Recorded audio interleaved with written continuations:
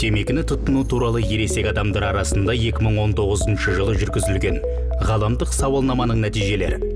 Сауалнамаға 15 және одан жоғары жастағы азаматтар қатысты. 2019 жылы темекіні 2,8 миллион қазақстандық тұтынған. Темекі өнімдерін тұтыну ерлер арасында айтарлықтай төмендеп 38,3%-ды құрады. Бірақ әйелдер арасында 6,4%-ға дейін өсті. 2019 жылы темекі шегушілердің тек 36%-ы оны тастау туралы медициналық қызметкерден кеңес алған. Бұл 2014 жылмен салыстырғанда едәуір аз. Құрамында никотині бар өнімдердің ішінде ең танымалы темекі. Сонымен қатар, халық қыздырылатын темекіден жасалған өнімдерді, электронды темекіні, қорғор және түтінсіз темекіні пайдаланады. Белгілі бір қоғамды орындарда темекі шегуге ішінара тыйым салудың арқасында 2019 жылы үйлерде, жұмыс орындарында және қоғамдық көліктерде темекі түтінінің зиянды әсерінен зардап шеккен қазақстандықтардың саны төмендеді.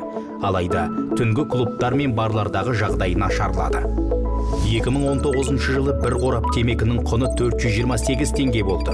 Ол 1,5 килограмм алма немесе 1,5 литр сүт бағасымен тең.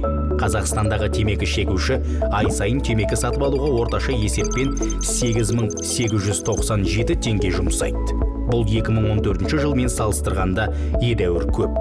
Бағаның өсуіне қарамастан, Қазақстанда темекі өнімдері әлі де қолжетімді болып тұр. 2019 жылы қазақстандықтардың шамамен 36%-ы темекі жарнамасын, темекі өнімдері мен электрондық темекіні сатуды ілгерілету мен оған демеушілік жасауды байқаған.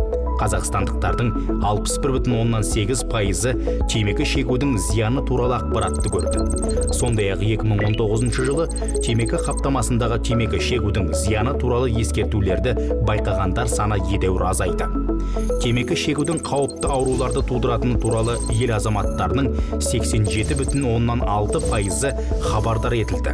Темекі түтіні темекі шекпейтіндерде қауіпті ауру тудырады деп санайтындардың саны азаюда.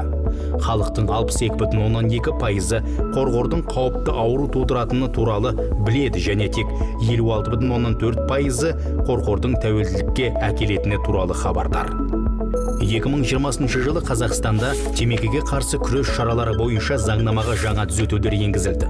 Қазақстандықтардың басым көпшілігі темекіге қарсы күрес жөніндегі заңның жаңа ережелерін қолдайды. Денсаулық сақтау министрлігі Қазақстан халқының денсаулығын нығайту үшін темекіге қарсы күресті күшейтуге ниетті.